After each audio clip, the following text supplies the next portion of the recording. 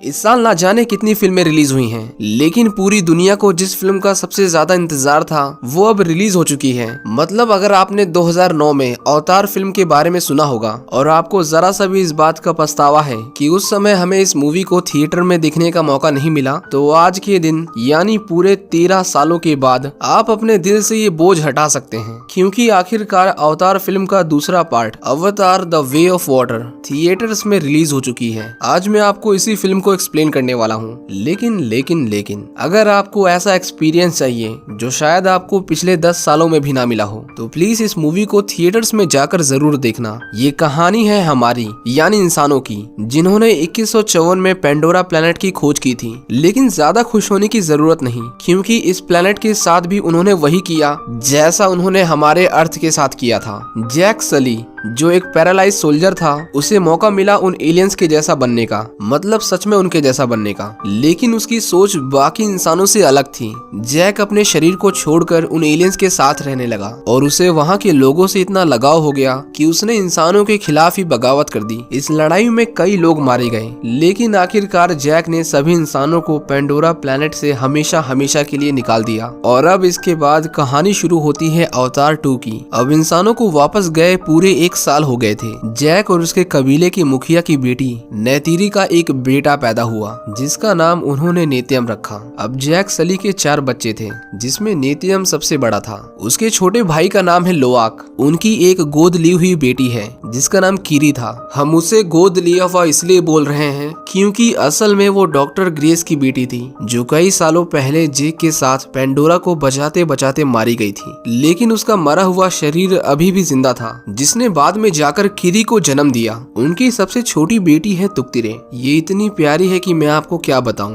पूरी मूवी में इससे अच्छा कोई नहीं। उनके साथ एक इंसानी बच्चा भी था। आपको जानकर हैरानी होगी कि ये किसका बेटा है। ये उस कर्नल का बेटा है जिसने पेंडोरा के साथ इंसानों की लड़ाई शुरू की थी और यहाँ के लोगों को दरिंदगी से मारा। उस लड़के का नाम माइल्स था, लेकिन प्यार से उसे सब स्पाइडर बुलाते थे। नेतीरी को उससे उतना लगाव नहीं था जितना कि बाकी बच्चों से था, क्योंकि उसके लिए तो वो भी एक इंसान ही था जिसने उनके लोगों को मारा। इसके बाद 10 साल से भी ज्यादा का समय बीत गया था। जैक के बच्चे अब काफी बड़े हो चुके थे, लेकिन एक दिन आसमान की ओर निहारते हुए जैक वो देखता है जिसका डर उसे हमेशा सताता था, जो था इंसानों की पेंडोरा पर वापसी। इंसान एक बार फिर से पेंडोरा पर आए थे, लेकिन इस बार पहले से कई ज्यादा ताकतवर, और उनके पास जो मशीनें थी उनके सामने पेंडोरा का कोई भी हथियार किसी सुई के बराबर था। पेंडोरा में लैंड करते ही उनके रॉकेट से इतनी हीट निकलती है कि उसके आसपास की जंगल और वहाँ के जानवर धूल बन जाते हैं। लेकिन ये शायद उनके लिए काफी नहीं था, और वो अपने साथ उसे लाते हैं जो पेंडोरा और जैक सली का सबसे बड़ा दुश्मन था,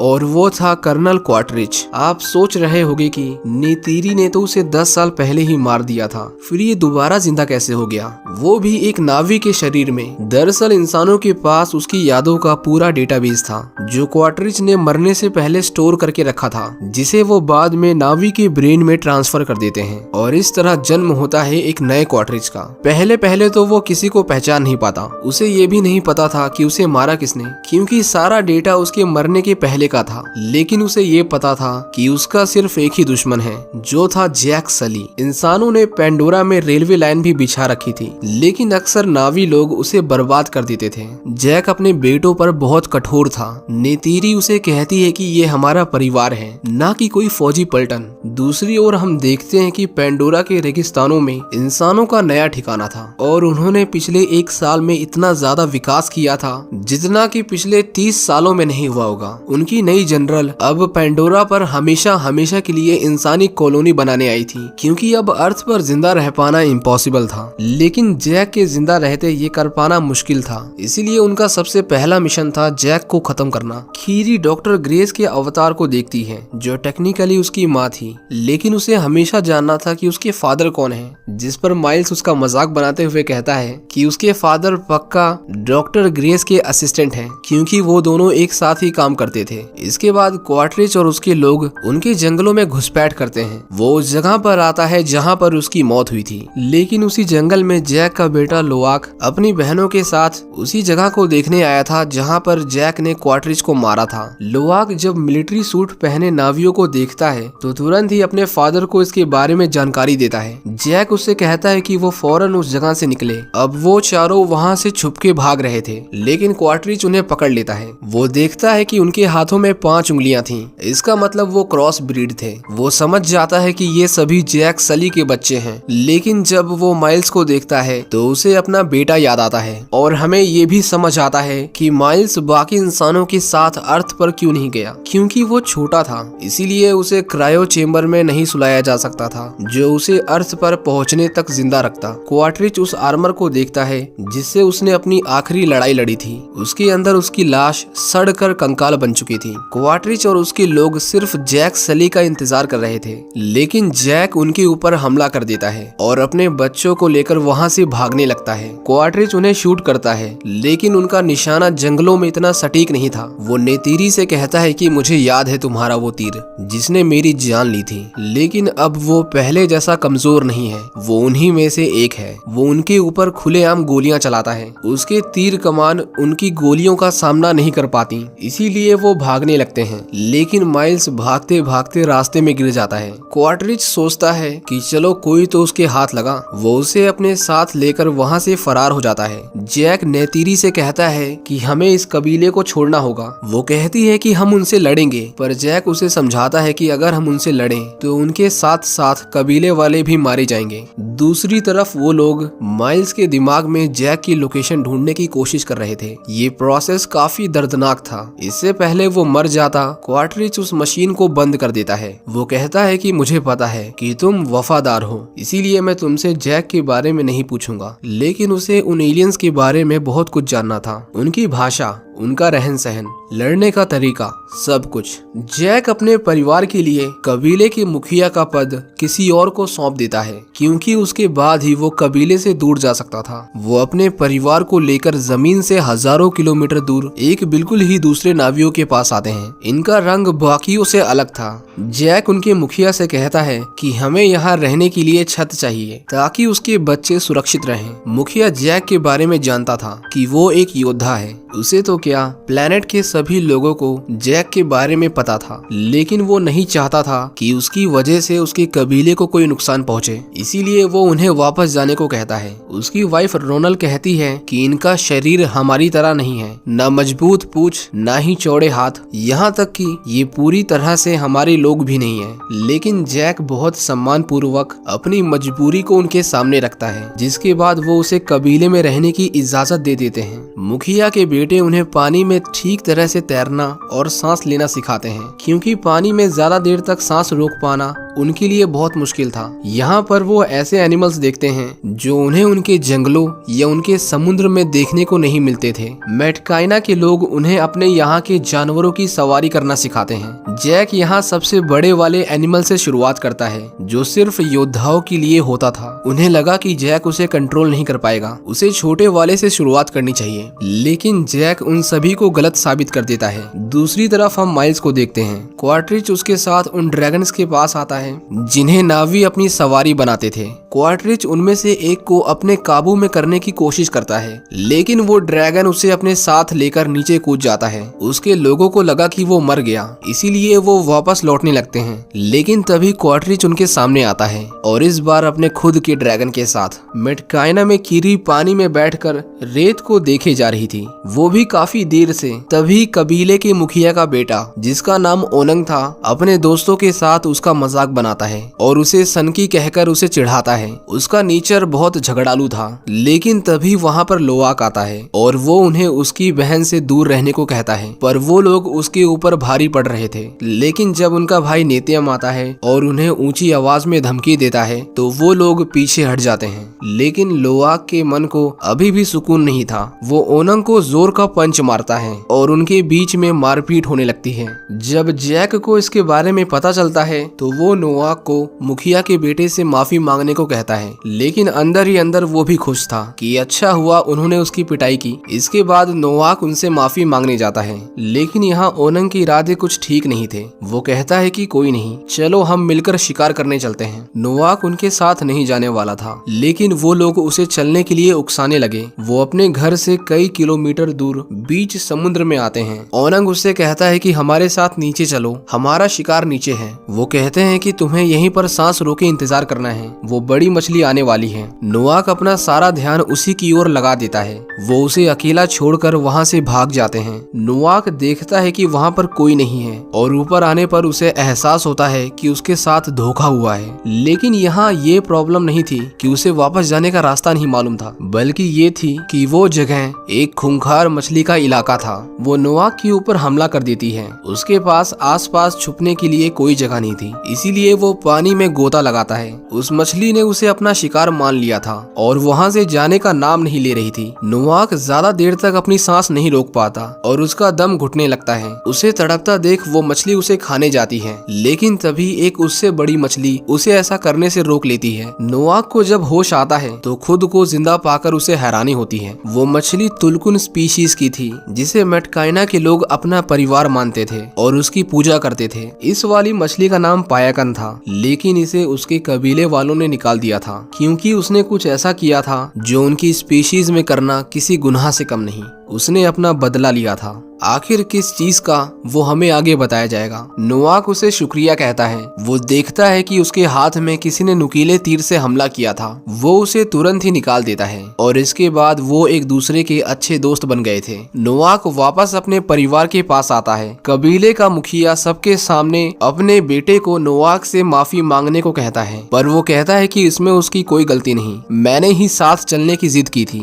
ये जानकर कि नोवाक ने उसे जलील होने से बचाया, ओनंग उसका दोस्त बन जाता है। वो उन्हें उस बड़ी मछली के बारे में बताता है। वो जानकर काफी खुश होते हैं कि एक तुलकुन ने उनकी जान बचाई, लेकिन जब उन्हें पता चलता है कि वो तुलकुन पायाकान था तो वो उसे कहते हैं कि तुम्हारी किस्मत अच्छी है कि उसने तुम्हें मारा नहीं, क्योंकि कई साल पहले वो पागल हो गया था और उसने अपने लोगों और बहुत सारे नावियों को मार दिया। लेकिन नोवाक को उनकी बातों पर यकीन नहीं था, और हो भी क्यों, आखिर पायाकान ने उसकी जान बचाई थी। कीरी उन लोगों के साथ उनके पवित्र स्थान पर जाती है। वो जब एक पवित्र पेड़ से खुद को जोड़ती है तो उसे अपनी माँ डॉक्टर ग्रेस दिखाई देती है। वो उससे पूछना चाहती थी कि उसके पिता कौन हैं, लेकिन तभी ऑक्सीजन खत्म होने की वजह से उसे दौरा आने लगता है। लेकिन अच्छी बात ये थी कि उसे सही समय पर उन लोगों ने देख लिया। रोनल उसे अपने पुराने नुस्खों से ठीक कर देती है। जैक के दोस्त उसे कहते हैं कि उसे कीरी का ध्यान रखना होगा क्योंकि वो बहुत ही स्पेशल है।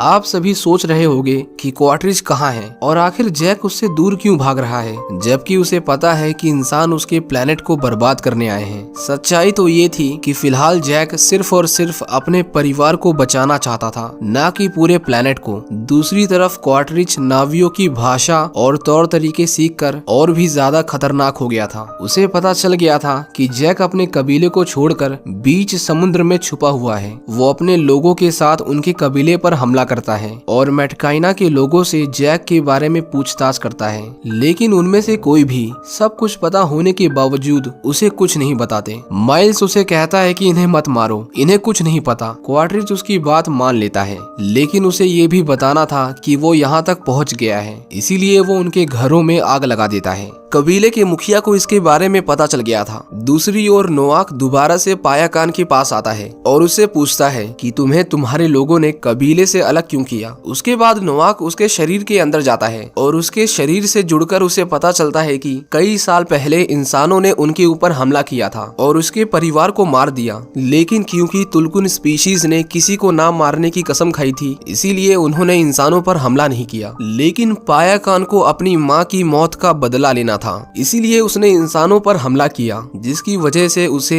उसके अपने ही लोगों ने समाज से बाहर निकाल दिया। नोवाक उसे कहता है कि इसमें तुम्हारी कोई गलती नहीं, तुम्हारी जगह कोई भी होता तो शायद यही करता। जब वो सभी वापस आते हैं तो मुखिया उनके ऊपर बहुत गुस्सा था, क्योंकि पायाकान से बात करना किसी गुनाह से कम नहीं था। दूसरी ओर हम क्वार्ट्रिज को देखते हैं, जिसे इस बात का एहसास हो गया था कि यहाँ के लोग जैक सली के बारे में कुछ नहीं बताएंगे, और उसे ये भी पता चल गया था कि यहाँ के लोग तुलकुन की पूजा करते करते हैं और अगर उन्हें मारा तो वो उसके पीछे जरूर आएंगे, इसीलिए वो उनका शिकार करने जाता है। तुलकुन मछलियों के झुंड में वो एक के ऊपर ट्रैकर लगा देते हैं और उसे झुंड से अलग करके उसके पैरों और पंखों पर हुक्स फंसा देते हैं। उसमें गैस के बलून्स थे, जिसकी वजह से वो तुलकुन ना तो पानी में तैर पाती है और ना ही नीचे जा पाती है। आखिर में वो उसके दिल पर हमला करके उसे मार देते हैं। क्वार्टरिच हैरान था कि आखिरकार इतनी बड़ी मछली ने उनके ऊपर पलटवार क्यों नहीं किया। एक तुलकुन की बॉडी में जितने न्यूरॉन्स थे उतना शायद इस पूरे प्लेनेट में किसी भी एनिमल के पास नहीं था। जो उसे बनाते थे इस पूरे प्लेनेट का सबसे समझदार जानवर।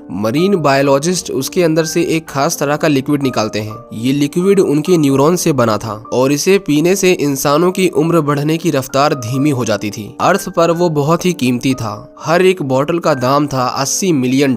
उसे मारने के बाद वो उसकी बॉडी को नीचे फेंकने वाले थे, लेकिन क्वार्टरिच उन्हें कहता है कि इसे ऊपर ही सड़ने दो, मैं चाहता हूँ कि उन्हें इसके बारे में पता चले। सच में ये आदमी जैक से बदला लेने के लिए किसी भी हद तक जा सकता है। जब कबीले वालों को उसकी डेड बॉडी मिलती है तो वो उसे देखकर रोने लगते हैं, क्योंकि इससे पहले उन्हें नहीं पता था कि इंसान इतने बेरहम होते हैं। लेकिन इसके बाद वही होता है जो क्वार्टरिच चाहता था। उनका कबीला उसके खून का प्यासा हो जाता है। लेकिन जैक उन्हें समझाता है कि हम सब मिलकर भी उन्हें नहीं रोक पाएंगे, वो हमसे ज्यादा ताकतवर हैं। वो कहता है कि हमें तुलकुन को बताना होगा कि उनका शिकार हो रहा है और अगर उनमें से किसी के भी ऊपर ये ट्रैकिंग डिवाइस मिले तो समझ जाना कि उनकी जान खतरे में है। नेतीरी जैक से कहती है कि हमें लड़ाई करनी होगी, हम इस तरह भाग नहीं सकते। लेकिन जैक उसे समझाता है कि वो लोग यही चाहते हैं, वो तुलकुन को नहीं हमें मारना चाहते हैं। वो बस हम तक पहुंचने का एक जरिया था। अब यहाँ पायाकन की जान भी खतरे में थी, लेकिन उसे इसके बारे में कौन आगाह करता, क्योंकि उससे कोई बात नहीं करता था। नोआक उसे बताने जाता है कि इंसानों ने फिर से उसके ऊपर हमला किया है, लेकिन अफसोस वो देखता है कि उनका अगला शिकार पायाकन ही था, क्योंकि उसके ऊपर भी वही ट्रैकर लगा हुआ था। वो उसे निकालने की कोशिश करते हैं लेकिन निकाल नहीं पाते और इंसानों का शिप उनसे बस 1 किलोमीटर दूर था। नोआक अपने डैड की मदद मांगता है और जैक अपने पूरे कबीले के साथ अपने बच्चों को बचाने के लिए निकल जाता है। क्वार्टरिच देखता है कि जैक के बच्चे उस तुलकुन को बचाने की कोशिश कर रहे थे। वो सबमरीन को उन्हें जिंदा पकड़ने के ऑर्डर्स देता है, जिसके बाद वो काफी दूर तक उनका पीछा करते हैं। लेकिन उनकी मशीनें नावियों से बहुत तेज थीं और आखिर में उनमें से वो 3 लोगों को पकड़ लेते हैं। माइल्स उन्हें बचाने आता है, लेकिन सोल्जर्स उसे घेर लेते हैं। कुछ देर बाद वहाँ जैक आता है। क्वार्टरिच उसे कहता है कि मैं तुम्हारे बच्चों को छोड़ दूंगा और बाकियों को कहो कि वो वापस लौट जाएं। जैक को पता था कि उसके जैसा आदमी उसके बच्चों को मारने से पहले एक बार भी नहीं सोचेगा, इसीलिए वो सभी को वापस जाने को कहता है और खुद अकेला उनकी ओर जाने लगता है। नीचे समुद्र में पायाकान देख रहा था कि उसका दोस्त खतरे में है, इसीलिए वो समुद्र की गहराई में जाकर उनके ऊपर एक लंबी छलांग लगाता है और उनके कई सोल्जर्स मारे जाते हैं। कबीले के लोगों को यकीन नहीं हुआ कि पायाकन ने उनके ऊपर हमला किया। जैक तुरंत ही उनके ऊपर हमला करता है और कबीले के लोग भी पीछे नहीं हटते। नेतीरी उनके एयरक्राफ्ट्स को डिस्ट्रॉय कर देती है और नावी इंसानों को एक एक करके मारने लगते हैं। उनकी एक बोट बेकाबू होकर उनके शिप में लगे ग्लाइडर से टकराती है, जिसकी वजह से उसमें आग लग जाती है। मौके का फायदा उठाकर माइल्स उनके शिप को स्टार्ट कर देता है, जिसकी वजह से वो आग और फैल जाती है। उनका शिप एक चट्टान से टकराकर टूट जाता है और अब उनके लिए उनके इलाके से भाग पाना इम्पॉसिबल था। उनकी शिप पानी में डूबने लगती है। जैक क्वार्टरिच के ड्रैगन को घायल कर देता है, जिसकी वजह से वो उड़ नहीं पाता। इसी बीच नेटियम लोआक और अपनी बहनों को उस शिप से निकाल लेता है, पर लोआक कहता है कि हमें माइल्स को भी बचाना होगा। तख्तायरी देखती है कि उसका भाई उसके साथ नहीं आया, इसलिए वो भी उनके पीछे जाती है, लेकिन क्वार्टरिच उसे पकड़ लेता है। लोआक और नेटियम माइल्स को लेकर वहां से निकल रहे थे, लेकिन उनके ऊपर गोलियां चलने लगती हैं और वो जब किसी तरह बचकर पानी में आते हैं तो उन्हें पता चलता है कि नेटियम को गोली लगी है। वो उसे वहां से दूर एक चट्टान पर लेकर आते हैं, लेकिन अफसोस तब तक वो अपनी आखिरी सांसें गिन रहा था और आखिर में उसकी मौत हो जाती है। आखिर में वही हुआ जिसका जैक को सबसे ज्यादा डर था, उसका बेटा इस लड़ाई में मारा गया। क्वार्टरिच उसे कहता है कि उनकी बेटी उसके पास है और अगर वो उसे जिंदा देखना चाहता है तो बिना हथियारों के उसके सामने आए। जैक को पता था कि अगर उसने उसे सरेंडर भी किया तब भी वो उसकी बेटी को नहीं छोड़ेगा, इसीलिए वो उनके ऊपर हमला करता है और शिप के सभी लोगों को मार देता है। वो अपनी बेटी को तो छुड़ा लेता है, लेकिन कीरी वहाँ पर नहीं थी कि तभी क्वार्टरिच उसकी गर्दन पर एक नुकीला चाकू रखकर उसे अपने हथियार फेंकने को कहता है। जैक के पास अब कोई चारा नहीं था। लेकिन नेत्री उसके बेटे माइल्स को पकड़ लेती है और उसे उसके सामने मारने की धमकी देती है। क्वार्टरिज कहता है कि ये मेरा बेटा नहीं और वैसे भी मुझे कुछ फर्क नहीं पड़ता, लेकिन ऐसा नहीं था। जब नेत्री उसकी छाती पर चीरा मारती है और वहाँ से खून निकलता है तो क्वार्टरिज घबरा जाता है क्योंकि उसे सच में उसकी परवाह थी। वो तुरंत ही कीरी को छोड़ देता है। जैक अपने परिवार को लेकर वापस जाने लगता है। क्वार्टरिज उसे कहता है कि अगर आज तुमने मुझे नहीं मारा तो मैं अगली बार तुम्हारे पूरे परिवार को खत्म कर दूंगा। जैक ये सुनकर गुस्से से पागल हो जाता है और वो दोनों आपस में लड़ने लगते हैं। नेत्री और उसके बच्चे वहाँ से जा रहे थे, लेकिन शिप डूबने से इतना तेज पानी का बहाव आता है कि वो सभी शिप के अंदर खींच लिए जाते हैं। नेत्री और उसकी बेटी ऐसी जगह फंस गए थे जहाँ से निकलने का कोई दरवाजा नहीं था। क्वार्टरिज ने जैक का गला दबा रखा था, लेकिन जब शिप नीचे टकराती है तो उसके झटके से जैक खुद को छुड़ा लेता है और इस बार वो क्वार्टरिज की गर्दन पकड़ लेता है और तब तक पकड़े रहता है जब तक उसकी दम घुटने से मौत नहीं होती। लेकिन वो भी बहुत घायल हो गया था और उसका भी पानी के अंदर दम घुटने की वजह से वो ऊपर नहीं आ पाता। अंधेरे में उन्हें ढूंढ पाना मुश्किल था, इसीलिए कीरी माँ ईवा से मदद मांगती है, जिसके बाद वहाँ बहुत सारे समुद्री जुगनू आने लगते हैं। नोआक अपने डैड को ढूंढ लेता है, लेकिन वो बुरी तरह घायल थे और सांस लेने के लिए बहुत कम ऑक्सीजन बची हुई थी, पर उसका बेटा उसे हौसला देता है, जिसके बाद वो अपनी आखिरी सांस भरकर ऊपर की ओर आने लगते हैं। लेकिन जैक के लिए ऊपर आना इम्पॉसिबल था, पर खुशकिस्मती से वहाँ पायाकान आता है और वो उन दोनों को ऊपर ले जाता है। दूसरी तरफ माइल्स, जो उन्हें ढूंढ रहा था, वो देखता है कि क्वार्टरिज अभी भी जिंदा है, लेकिन जाहिर सी बात थी कि वो जल्द ही मरने वाला था। वो पहले तो उसे वहीं पर छोड़ने की सोचता है, लेकिन उसे याद आता है कि उसने उसकी जान बचाने के लिए अपने कदम पीछे किए थे, इसीलिए वो उसे अपने साथ ऊपर ले आता है। क्वार्टरिज को जब होश आता है तो वो उसे अपने साथ वापस चलने को कहता है, लेकिन माइल्स उस पर गुस्सा करके वहाँ से चला जाता है क्योंकि वो जैक के परिवार को ही अपना परिवार मानता था और इस तरह इंसानों और नावियों की लड़ाई में जीत नावियों की होती है।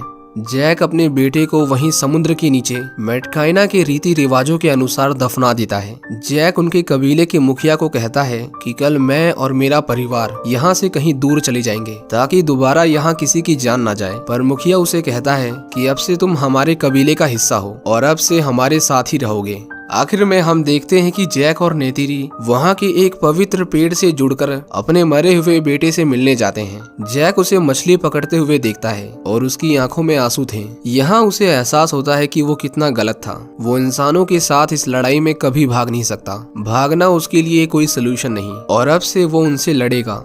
इसी के साथ ये मूवी यहीं खत्म हो जाती है। उम्मीद करता हूँ कि आपको ये कहानी पसंद आई होगी। ऐसी ही एक और मूवी है जिसमें एलियंस अर्थ पर आते हैं, लेकिन इस कहानी में इंसान उन्हें अपने साथ रखने के लिए तैयार नहीं थे। ये बहुत ही अनोखी कहानी है। राइट वाली वीडियो पर क्लिक करके आप उसे देख सकते हैं। Thank you for watching.